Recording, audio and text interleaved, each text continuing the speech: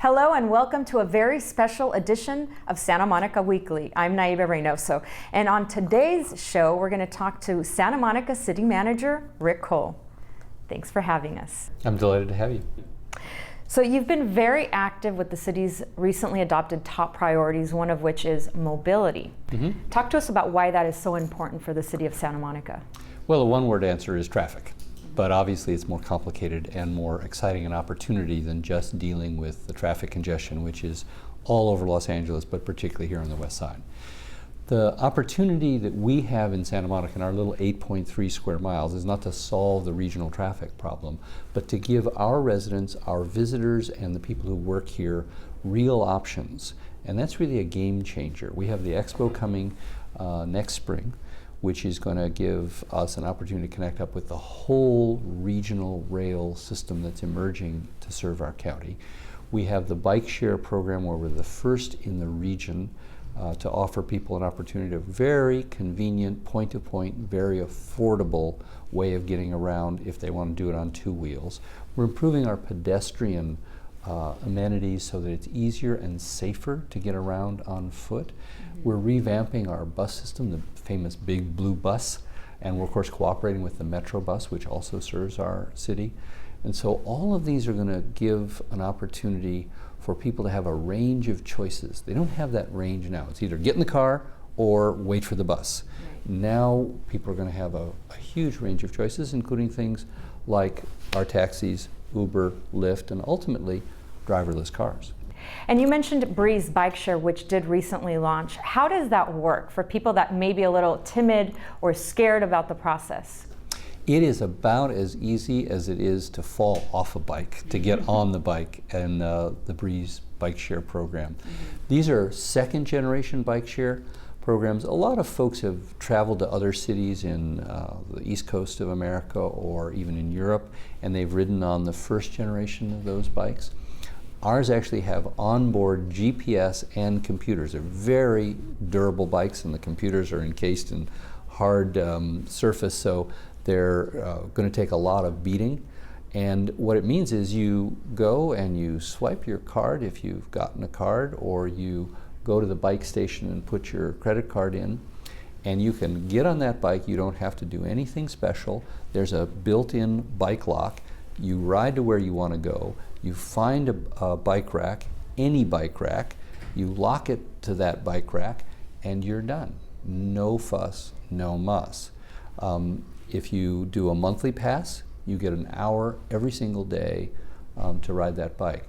What happens is after that bike ends up at that bike rack, now because of GPS, the next person who wants to rent a bike, say they're upstairs in an office on the third floor, and they go, oh, I'd like to rent a bike. They come downstairs and it shows them exactly where your bike, where you left it is, and they pick up on that and they go. We also have 75 stations where there are always bikes, reliably always bikes.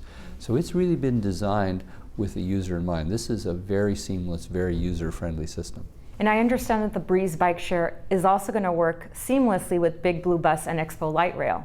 How do they work together? Well, getting it to seamless is probably going to be a challenge, especially in the first couple of months, and so I don't want to overpromise. But that is the goal, is so that, let's say, again, you're on that third floor in that office building and you want to catch the train to go to the University of Southern California because you're an alumni and you want to go to a lunch there.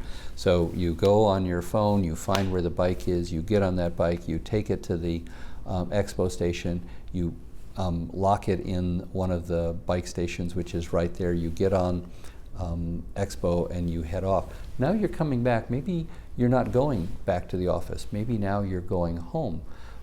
That's an opportunity to perhaps jump on the Big Blue Bus and head toward where you're going. And then when you get to the end of the Big Blue Bus, maybe you still have a ways to go. Then maybe you use bike share or Uber or Lyft or a taxi. So what we're giving people is options. I think Americans love choices. I know I do. You don't want to just have this or that. Right. And particularly in government, sometimes we have a tendency to just say, you have this. And so we're beginning to offer people options. Some of them will be public, some of them will be private, some of them are ones that we offer as a city. Many of them are going to come from other entities. For example, our two big hospitals, UCLA and St. John's.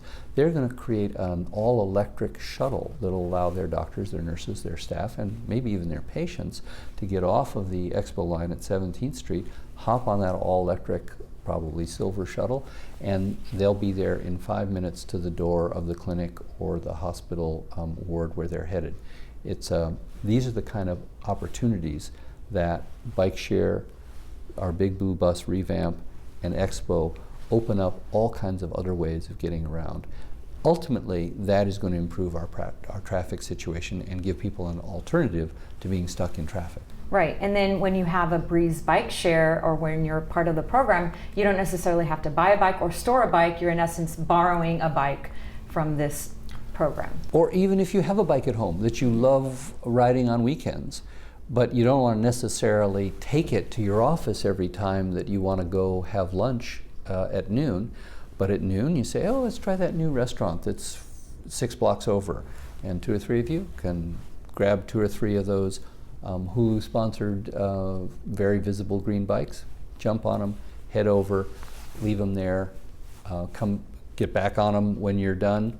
And again, you're not being charged while they're stored. It's only the time between when you pick up the bike and when you lock it, so all that's free while you're at the restaurant. You come back out, there's your bike or another bike, get back. That's the kind of thing that is going to be a game changer for how people get around in Santa Monica. Right, and I understand there's also a pedestrian action plan. Talk to us about that. What is that? Well, it turns out that all of us are pedestrians, right? At some level, even if it's walking to the parking lot to get in a car, all of us are pedestrians. And where there's a greater consciousness that streets are not just for cars, streets are for people.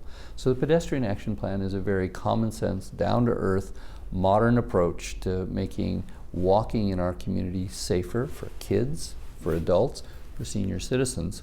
It involves education of all of us who share the road with pedestrians, whether we're on a bike or a skateboard or in a car or in a bus. And it also involves some improvements that'll make it safer. For example, we call them scramble intersections, where all the lights turn red on all 4 of the intersections that come in, all the streets that come into an intersection, and then people can cross to they can cross catty corner or they can cross the traditional way. It's way more efficient in a downtown setting than waiting for your light, and then you walk across and the car's trying to turn left or trying to turn right, and there's all of these pedestrian vehicular conflicts. Scramble intersections eliminate those. Way safer, way more convenient, and if you want to go across, you don't have to go this way and this way, saves time, and will also help traffic flow. So we're going to be putting 11 of those in our downtown over the next several months before Expo gets here. That's an example of the kind of improvements that the Pedestrian Action Plan envisions. Right. Tell us about the hot topic in Santa Monica, which is the airport. Sure. Let's just go back to last November. There was a 60-40 split in our city, which in democracy is a pretty strong mandate. 40% of the people voted for a measure called Measure D, which was aimed at protecting the airport indefinitely for its traditional airport use. It is no longer a good place to have an airport. When in the 1920s, totally different situation. We literally have corporate and private jets taking off 300 feet from the rooftop of people's homes. Even if there are no crashes, and God forbid there should be one, there's still the question of noise and the pollution that comes from that jet fuel. So 60% of the citizens of Santa Monica voted for a transition. They voted for local control of the land that we own. Now, if it were that simple, it would be that simple, but it's not.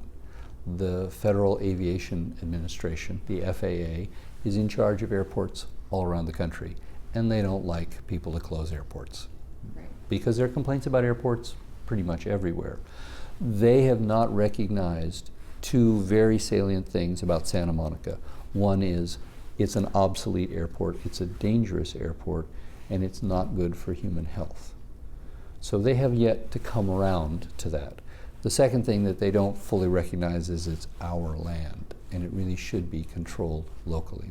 So we're undertaking a series of steps to regain uncontested local control and ultimately transition to a better use for that 227 acres. And what is that better use? It probably is almost entirely a park, which we desperately need in Santa Monica and on the west side of that scale. And probably as a transitional use, some of the existing buildings, no new construction, but the existing buildings could be repurposed for a kind of a tech center to generate the revenue that will allow us to develop a park without having to raise taxes. Stick around, we'll be back with more of our chat with City Manager Rick Cole.